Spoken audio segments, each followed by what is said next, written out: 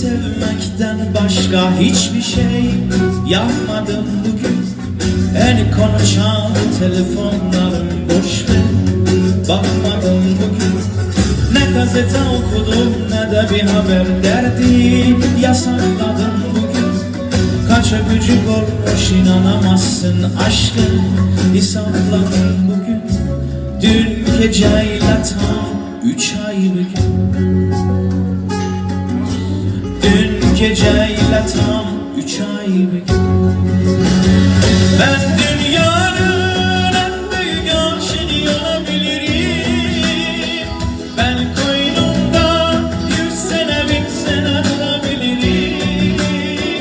Ben Leyla'yı, Mecnun'u, Ferhat'ı, Aslı'yı, Kerem'i bilmem ama Bağdat'ı iki gözüm kapalı bulabilirim. Ben dünyanın en büyük aşığı olabilirim. Ben koynumda 100 sene 1000 sene durabilirim.